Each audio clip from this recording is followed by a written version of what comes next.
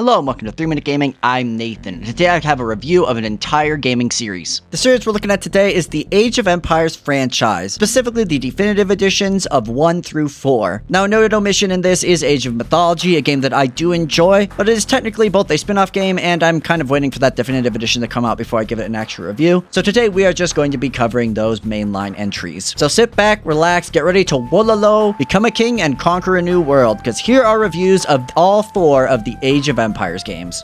Hello friends and welcome to another episode of 3 Minute Game Pass. I'm Nathan and today I'm going to tell you where this Game Pass game is worth your time and bandwidth. Today's game is Age of Empires Definitive Edition, also known as Age of Empires 1, a remaster of the classic civilization building and burning RTS game. Has this game advanced into the Iron Age or is it still stuck in the Stone Age? Let's find out. Age of Empires Definitive Edition is a PC-only game. It runs well on ultra-wide, has fairly low system requirements, and the game time is many hours. There's tons of campaigns to play through and skirmish. So what exactly is Age of Empires 1 Definitive Edition? Well, it is a remaster of the 1997 classic that started a 3, soon to be 4, if you don't count online, game franchise, where you real-time strategize yourself from caveman times to Roman times in an attempt to dominate the world. This is a classic RTS, one of the first that really solidified the formula, along with games like StarCraft and Warcraft 2, which is very simple. Build a bunch of workers to farm the 4 resources in the game, use those resources to build buildings, require tech, and build armies to conquer the world. On the way, you'll advance through ages, which are basically just big tech gates that prevent you from getting the highest tier stuff early. There are multiple ways to win besides conquest, including building and holding wonders, capturing relics or artifacts, as well as score if you're a boring person. There are a plethora of campaigns to run through, each with anywhere from 4 to 8 missions to play on, as well as tutorial campaign, but I feel most people will play the skirmish mode. The Definitive Edition features some modern improvements such as a better UI, smarter grouping, hotkeys, and visuals, though you can toggle on the old visuals, which is kind of neat.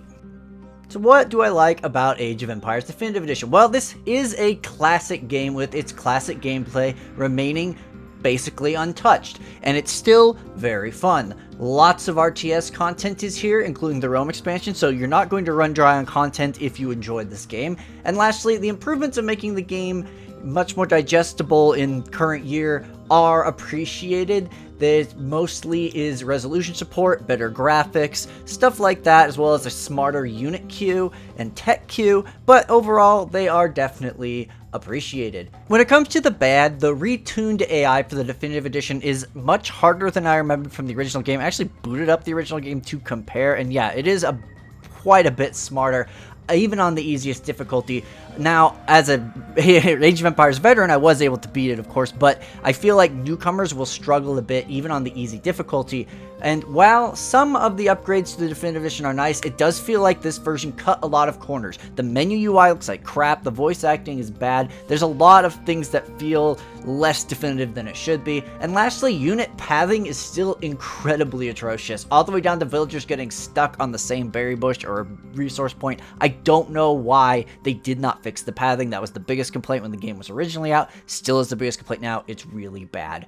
So as you know, I rate games on a 3-point scale: must play, maybe consider, don't bother. This is a maybe consider if you have nostalgia for it. It was almost a don't bother, but I played through it a bit more and really enjoyed it. So here's the thing. I grew up with Age 1. It was my first RTS game, and it introduced me to the genre, which I now love, but the game hasn't aged well, and they didn't put in the effort to fix simple things that would have made it a lot better, like pathing or other modern improvements.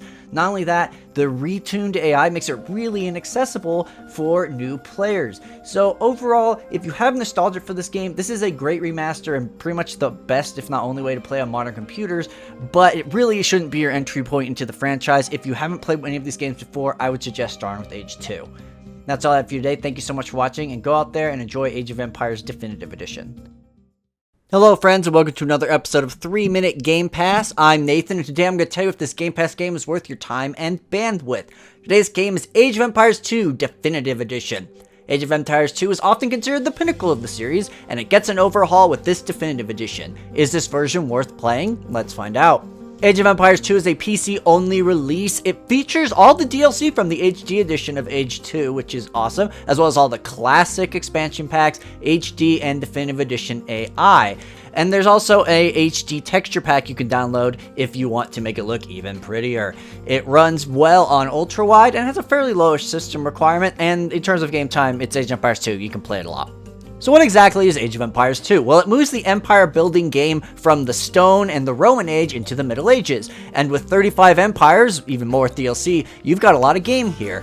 Age 2 dramatically improves on Age 1 with a more coherent building and upgrade system, tons more units including unique units and techs per empire, massively improved unit pathing and formations, and much more.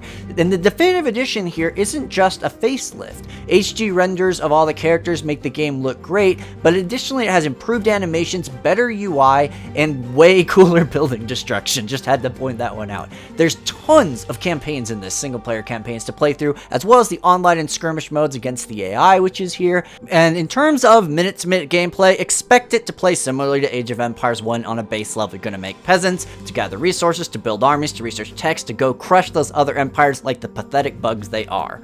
So what do I like about Age of Empires 2 Definitive Edition? Well, I have to say, with a fantastic UI, massive gameplay improvements, tons more empires, and more, this is absolutely a definitive edition. It lives up to its name.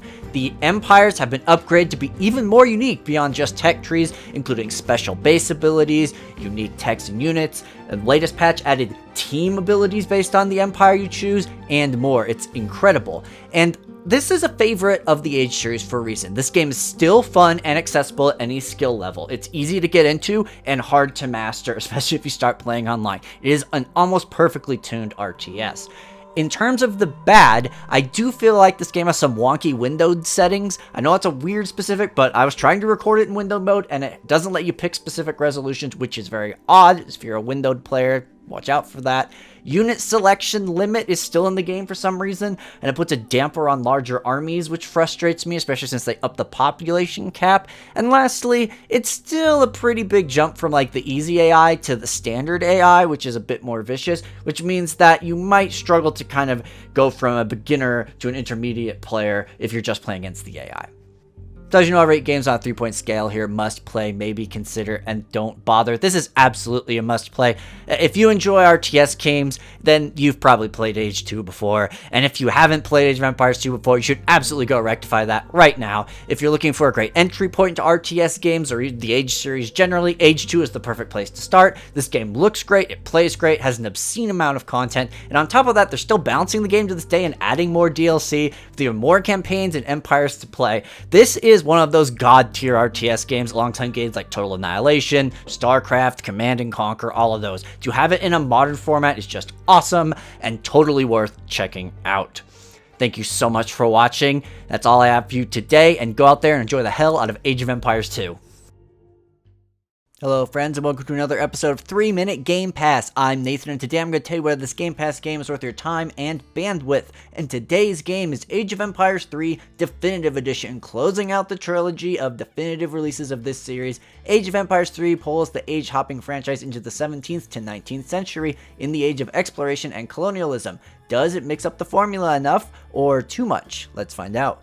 Age of Empires 3 Definitive Edition is another PC-only release that includes the original expansions. It does run well in ultra-wide, has fairly lowish system requirements, and you'll be playing this game for a long time should you enjoy it. So what is Age of Empires 3 Definitive Edition? Well, it pushes the series into a more modern-ish age where empires expand across the globe, exploring unfamiliar areas of the world and attempting to exploit the land or defend the land from exploitation.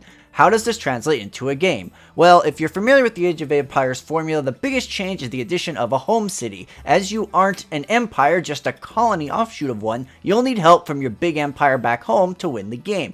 Doing anything in the game, from killing enemies to building buildings, amongst other things, gives you Empire XP, which once it hits a point, you can earn a shipment from your home city, basically leveling up. What is available to ship is based off decks you build at the start of the game, basically sets of items gated by ages and different for every empire. Some things are one-time shipment, some things are an infinite shipment, some are tech, some are units. There's a whole variety of things you can grab. To gain more XP, you can explore the map finding treasures guarded by enemies that can provide XP for you, as well as more resources, as well as indigenous people people that you can befriend using trading posts to work on with defeating your enemies. Additionally, there's trading routes that often wind through the map where multiple players can build trading posts for free XP or burn the other guys down for your XP. And the last big change now is villagers don't have to return to the drop-off point to get resources. Instead, they gather faster if a building is nearby, but immediately gather it, which is nice. So ultimately, you're going to be advancing through the ages, getting new tech, building armies, exploring the world, getting shipments from your friends back home, and using that to crush your opponents.